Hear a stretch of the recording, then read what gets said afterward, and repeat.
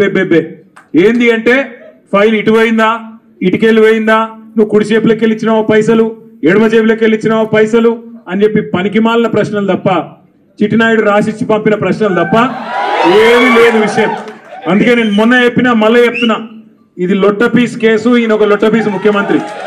ఏది కాదు వీళ్ళతోని ఏం చేయరాదు, పరిపాలన చేత కాదు, ప్రజలకిచ్చిన హామీలు నెరవేర్చే దమ్ము లేదు.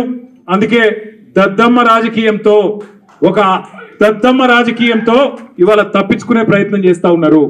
మొన్ననే మన నాయకుడు పెద్దలు తెలంగాణ సాధించిన రాజకీయ కేసీఆర్ గారిని కమిషన్ ముందుకు పిలిచిండు, అంతకుముందు హరీష్ రావు గారిని కమిషన్ ముందుకు పిలిచిండు.